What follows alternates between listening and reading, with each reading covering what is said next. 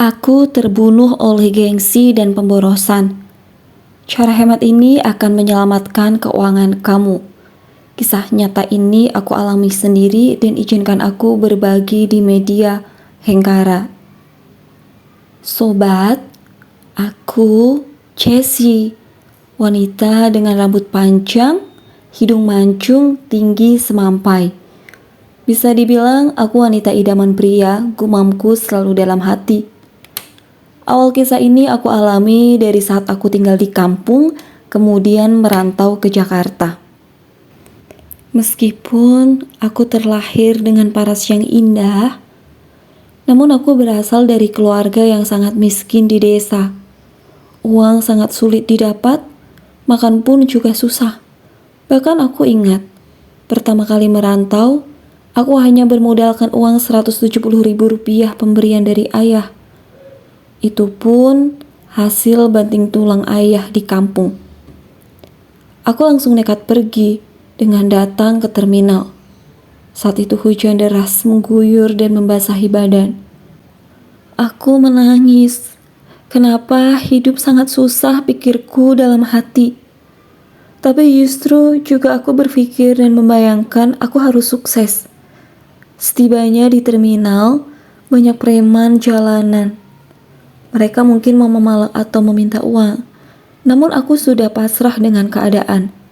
Lagi pula, apa yang mau dirampok sedangkan aku tidak memiliki apapun, hanya tas ransel dan diriku saja. Rombongan preman pun akhirnya justru kasihan denganku, karena mungkin melihat aku wanita sendirian dan dengan mata yang sembab. Aku sangat bingung, karena ini adalah malam pertamaku di Jakarta. Aku juga tidak memiliki uang yang cukup untuk mencari kosan. Malam itu aku tinggal di pinggir jalan dengan terus menangis dan meratapi kisah hidupku. Tapi aku tidak menyerah. Malam itu aku terus berpikir bagaimana cara aku mendapatkan uang pertama. Esok pun aku juga belum menemukan inspirasi. Aku keliling menggunakan KRL kereta di Bekasi, ke Tangerang ataupun ke Jakarta. Sisa uang naik bus. Benar-benar miris, namun aku selalu ingat, bekal semangat rajin dari kampung bisa aku aplikasikan ketika di perantauan. Saat itu aku mendatangi salah satu rumah warga yang ada di sekitar yang terlihat sedikit kumuh, namun terlihat sangat damai. Aku izin untuk ikut mandi dan ditawari menginap semalam oleh perempuan paruh baya itu. Esok harinya, aku melamar di salah satu perusahaan swasta. Alhamdulillah, saat itu juga aku diterima kerja. Aku mulai bekerja dan mendapatkan uang. Awalnya, aku masih gali lubang tutup lubang. Karena untuk hidup, memang 1 bulan aku belum cukup. Namun setelah beberapa bulan, uang mulai terkumpul dan hutang pun lunas. Aku kembali ke rumah ibu paruh baya itu yang telah menolongku. Aku kasih dia sedikit rezeki. Kemudian aku mulai mencari kegiatan sampingan dan penghasilan sampingan. Sebenarnya saat itu aku sudah bersyukur, namun ambisiku tidak berhenti. Aku harus memiliki uang yang banyak. Karena aku sudah memegang setidaknya sedikit uang, aku dengan percaya diri datang ke beberapa instansi pemerintah yang ada di Bekasi. Di sana semangat dari desaku masih ada. Aku semangat untuk menawarkan barang-barang dagangan, mulai dari batik, sepatu, dan lainnya. Bersyukur meskipun beberapa kali menawarkan ditolak, aku tidak menyerah sampai pada akhirnya aku juga bisa menjual barang-barang ke beberapa instansi di Bekasi. Di sini aku memulai memegang cukup uang sampai merambah-rambah hingga barang-barang mewah yang aku jual, bahkan ada melencengnya aku menjual barang-barang tanpa sertifikat. Hal ini cukup menggiurkan dan cukup menguntungkan. Lama-lama terkumpul, aku gunakan uang untuk jadi makelar penyewaan properti. Di sana aku juga mendapatkan keuntungan. Disinilah aku mulai merubah hidup. Lingkungan berubah, gaya hidup berubah. Kebiasaan hemat hilang, dan lupa daratan. Setelah aku mulai mengumpulkan uang, ada penghasilan, aku mulai merubah lingkungan dan gengsi. Aku lupa, aku masuk ke circle yang bisa dibilang wow. Terus aku sering happy-happy, party, sering pergi ke luar negeri. Terus aku mulai pamer dan aku mulai flexing. Ya, demi kelihatan hidup lebih baik oleh teman-teman. Aku pikir awalnya karena ya aku kan dulu miskin. Setelah aku dapat duit, aku pingin dong diakui teman-teman. Aku pingin pamer. Aku malu untuk naik angkutan lagi. Dengan aku yang lumayan cantik juga, dengan pedenya ya.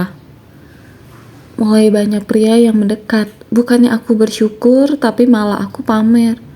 Aku pingin dilihat oleh pacarku. Aku pingin terlihat menjadi wanita keren dan mampu. Padahal kan aku wanita, harusnya pria juga tidak akan pandang aku dari segi materi. Ya dari itu semua, justru tiap cowok yang datang malah memanfaatkan aku.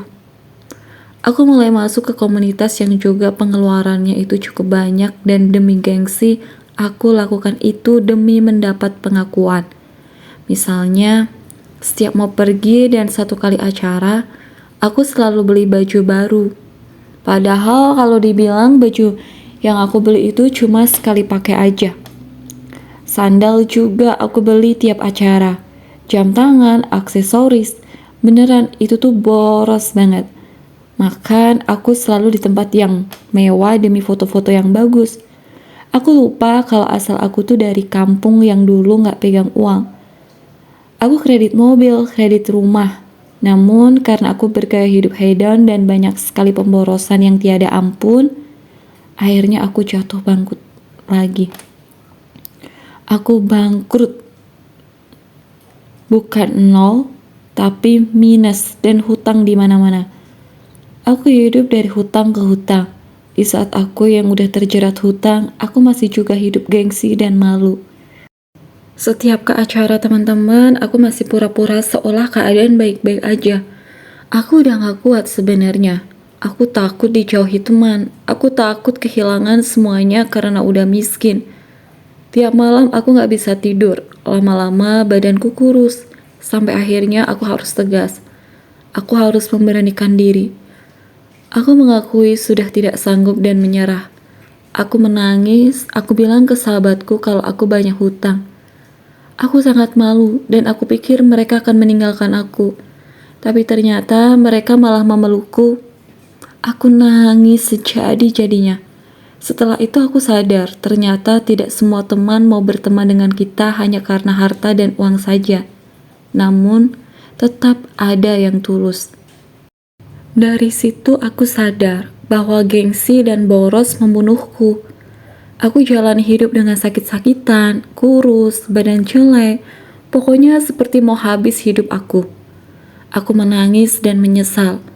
Kenapa setelah mulai mendapatkan hidup yang lebih baik, aku malah berfoya-foya, hingga aku jatuh miskin daripada pertama kali dari kampung.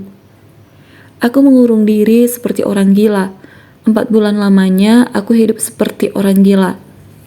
Hingga pada akhirnya ada temanku yang menemuiku dan membawa seorang psikolog gratis untukku. Di situ aku mulai bangkit. Aku mulai berubah dan berjuang lagi. Aku bangkit dan mencoba melunasi hutangku. Makasih ya temanku yang saat itu datang di waktu yang sangat tepat. Entah kalau saat itu kamu tidak datang dan menguatkan, aku mungkin gak tahu aku masih seperti orang gila dan depresi. Makasih untuk kalian semua. Dan jangan seperti aku ya. Jangan gengsi dan boros, karena hutang siap menjeratmu jika kamu hidup terlalu berlebihan sepertiku. Aku sangat menyesal entah apa yang membawa pikiranku, namun aku sangat menyesal dan aku jatuh ke jurang kemunafikan. Aku sangat menyesal sejadi-jadinya. Jangan seperti aku ya. Jangan boros dan jangan gengsi. Itulah petikan dari kisah temanku. Aku adalah dia dan dia adalah aku. Anggap aja aku sebagai orang ketiga di sini.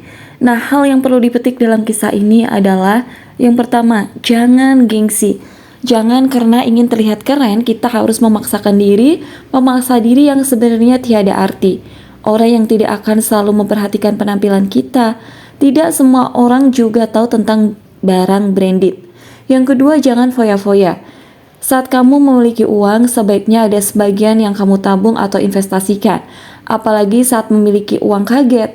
Kita sebaiknya simpan dan pikirkan baik-baik saat mau menghabiskan semuanya. Karena apalagi uang kaget bukan berarti akan datang terus. Namanya juga uang kaget. Yang ketiga, jangan membeli sesuatu hanya untuk keinginan semata. Coba mulai membeli sesuatu dengan melihat fungsi dan kebutuhan, bukan keinginan saja. Yang keempat, jangan terlalu berlebihan dan ingin terlihat kaya. Justru saat kamu menunjukkan apa aja yang kamu punya, akan menimbulkan peluang orang yang hadir hanya saat kamu senang dan bisa memanfaatkan kamu saja, tidak tulus mendekatimu. Terlihat sederhana justru akan membuatmu aman dari ancaman dan bahaya. Juga memungkinkan orang yang datang mendekat adalah orang yang tulus kepadamu. Sekian video ini, terima kasih.